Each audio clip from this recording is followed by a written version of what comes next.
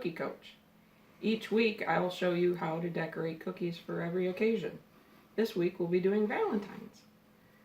This is my son Hayden. He is my first cookie rookie. Hello. Tell our viewers how many times you've decorated cookies before the Valentine's ones were done. I've only decorated cookies once before, and that was for Christmas. Okay. Right, let's show everybody the video of how we decorated these cookies.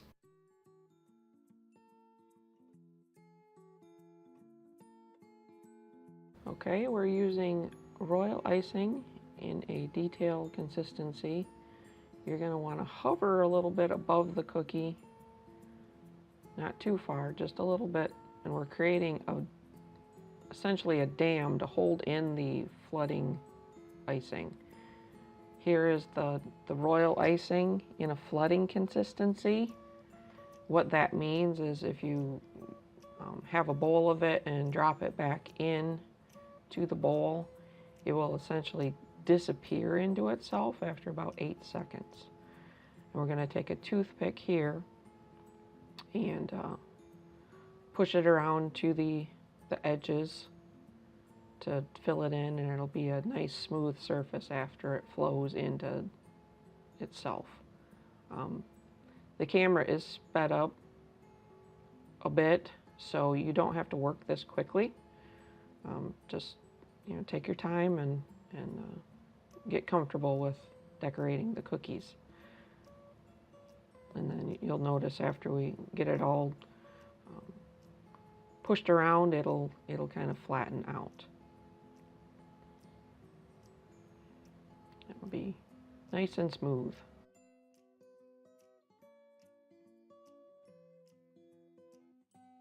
Now I had just had some dots magically appear, but when Hayden does his cookie, we'll show you how that works. But once you get your dots in place, you can drag a toothpick through it and make a cute little heart design. Okay, now we have Hayden. I'm going to show Hayden how to decorate cookies. He's got the hand, or the pastry bag to the back of his right hand, and you notice I brought over his left hand to steady the base of the bag, because you're very shaky when you're only working with your one hand, unless you're a professional, but even they have to steady their hand. Now he did have a little air bubble, so we're going to fill that in so none of the flow makes its way out, and then he did get a little close to the cookie, so we're going to build up that wall. And then after you get your cookie outlined, you do want to let it dry about 15 minutes so it has no chance of escaping. Now Hayden's going to fill in his cookie with the flow icing. His is a little runnier than the white, so it's going to flow a lot easier. And there was a little slight angle on the table, so it's kind of all run into the base. But he's going to take his toothpick now and move it around. And you notice I'm telling him to kind of move it from the bottom because it's all kind of running towards the lower part of the cookie.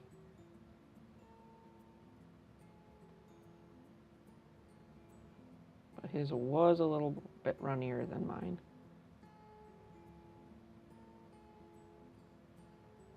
And he's getting all his gaps filled in.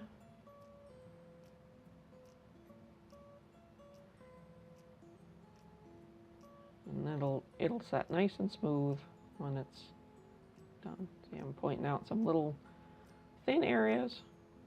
Oh, there's Mom taking it away from him. All right, now this is where he's dropping a different color flow icing right into the red icing. He's dropping the white icing right in, same consistency, and it'll just kind of blend right in and be a solid surface of cookie, even though there's two colors. And he's just freestyling with his cookie today.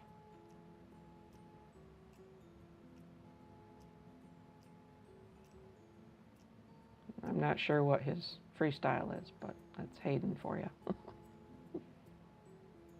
All right, now he's getting ready to use his outlining. Notice his right hand is holding the back of the bag really well to create pressure, and he's using his left hand to guide the tip along so it's not shaky all over. And he's choosing to do a round tip, probably a number 2 or a number 3. And he's just kind of making a, you know, a little squiggly outline all around the edge of his cookie.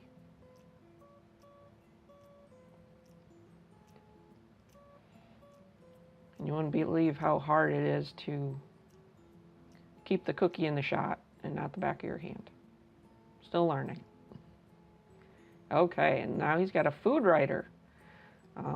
This is fairly new. It's a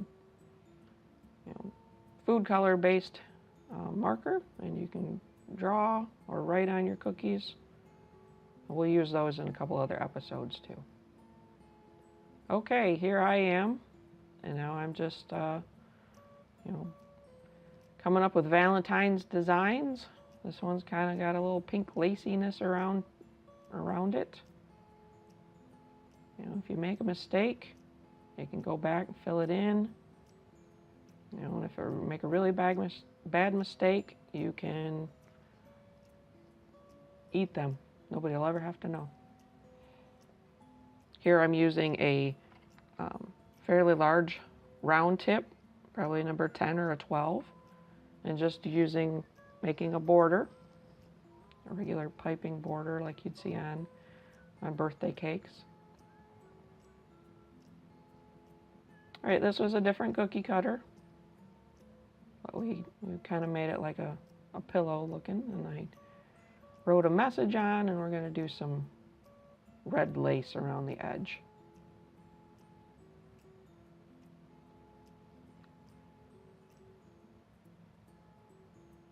And then you'll notice if when you lift off your decorating bag, it sometimes will leave little peaks behind. You can just go behind and push those down with your finger. The royal icing is thick enough that it'll handle that. Just putting little dots inside the little lace there. Okay, now I'm doing a shell border, and it looks like a number 21 Wilton star tip. Just like a normal border on a birthday cake. So I am starting the other direction to make the points meet at the bottom.